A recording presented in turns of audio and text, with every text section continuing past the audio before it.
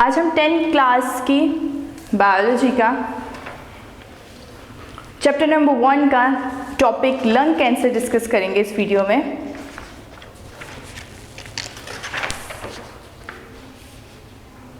और इसके साथ जो है वो हम इसके स्मोकिंग के जो बैड इफ़ेक्ट्स हैं उनको भी यहाँ पे डिस्कस करेंगे। लंग कैंसर ये भी एक रेस्पिरेटरी डिसऑर्डर है। इसकी 4 जो पिछले डिसऑर्डर्स है वो हम पहले डिस्कस कर चुके हैं, तो अब हम यहाँ पे लंग कैंसर को डिस्कस करेंगे। लंग कैंसर से पहले आप ये जान लें कि कैंसर किसको कहते हैं। कैंसर के बारे में वैसे आप चैप्टर नंबर 5 क्लास 9 में भी पढ़ चुके थे, हम थोड़ा सा उसके बारे में मज़ीद डिस्कस करते हैं। कैंसर हम बोलते हैं एबनॉर्मल माइटोसिस को,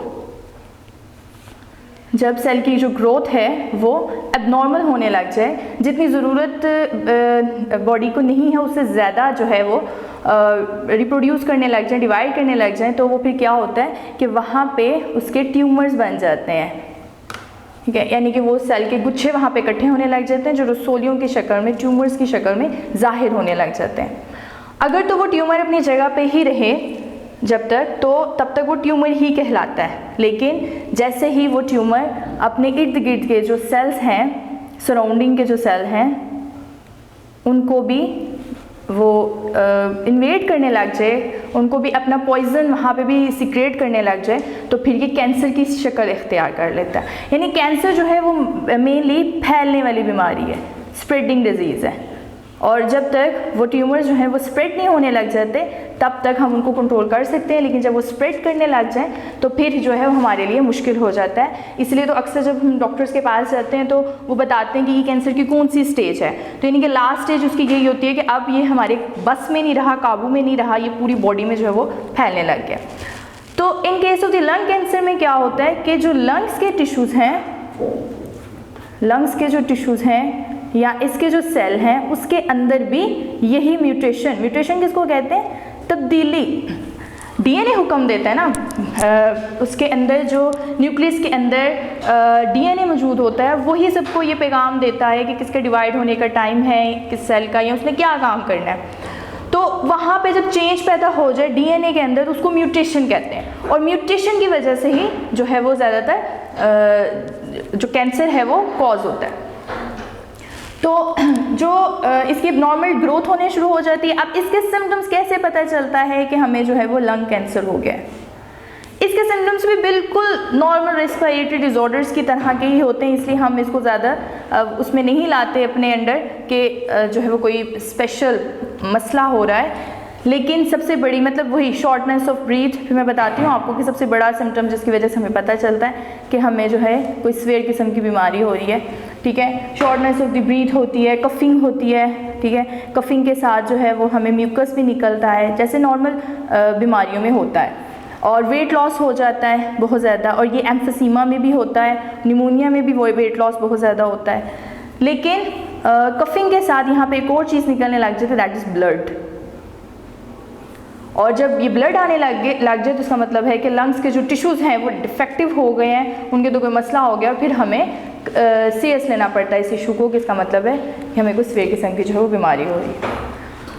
अभी तक जो मेन कॉज समझ में आया है लंग कैंसर का वो है स्मोकिंग की वजह से। यानी अभी तक जो हमें 80 to 90% केसेस मिले हैं उसके अंदर जो हमें वजह समझ में आई वो स्मोकिंग ही है।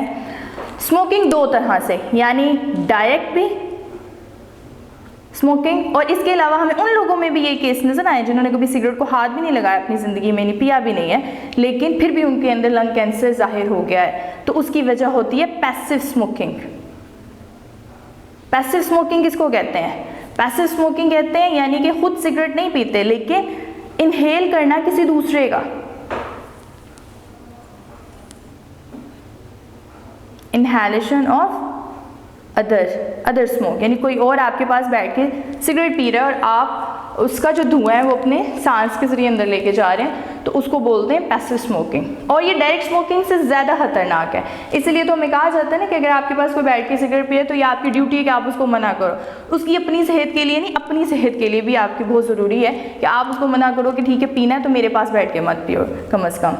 तो उसको बोलते हैं जो है वो पैसिव स्मोकिंग। तो ये ज़्यादा खतरनाक बताई हुई है क्योंकि लोगों को पता ही नहीं चलता, अक्सर वो सोच भी नहीं सकता कि मुझे ये बीमारी हो सकती है, क्योंकि मैंने तो कभी सिगरेट को हाथ भी नहीं लगाया।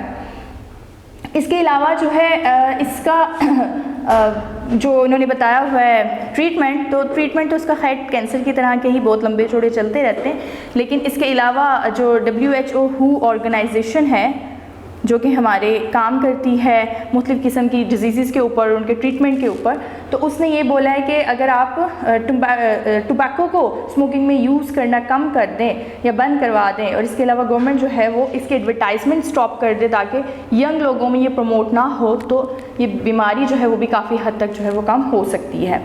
ऐसा क्यों है? क्योंकि सिगरेट के अंदर 50 किस्म के पॉइजनस जहरीले मादे पाए जाते हैं जो कि उस पर्सन को तो इफ़ेक्ट करते ही हैं, लेकिन उसके अलावा बाकी लोगों को भी जो है ये बहुत इफ़ेक्ट करते हैं। अच्छा, इसके साथ ही आपका लंग कैंसर का टॉपिक कंप्लीट होता है और अगला आपका टॉपिक है bad effects of the smoking.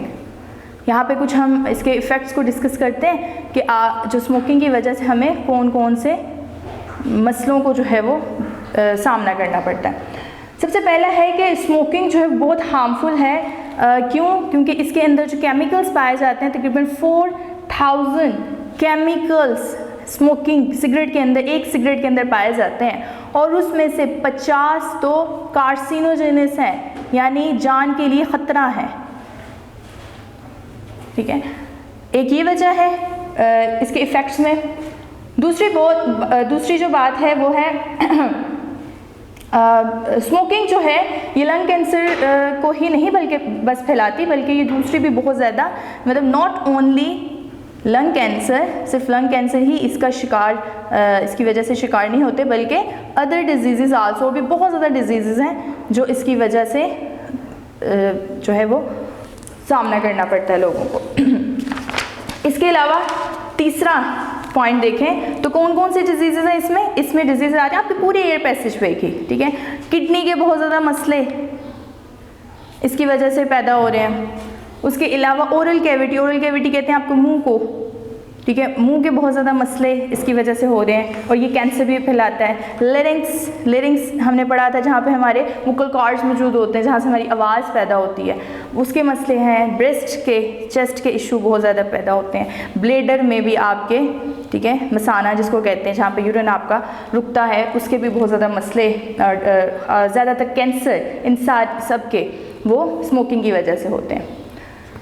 Smoking जब आप करते हैं ना, तो अब क्या है कि आप उसके धुएं को इनहेल करते अंदर लेके जाते हैं, तो वो क्या होता है कि जब ब्लड आपका लंग्स के पास जाता है, ब्लड आपका जो है वो लंग्स के पास जाता है वो लेने के लिए, ऑक्सीजन लेने के लिए, तो उसके साथ वो वाली गैसेस भी ले आता है ना जो आपने स्मोकिंग के ज़रिए इनहेल की होती हैं उन पेशेंट्स ने, तो वो फिर पूरे सर्कुलेटरी सिस्टम के ज़रिए वो हर आपके बॉडी के हर ऑर्गन को देख के आता है। तो इसका मतलब ये हुआ कि स्मोकिंग जो है वो आपको सर से लेके पाँव के नाखून तक, हेड टू टो आपको जो है वो डिस्टर्ब करता है।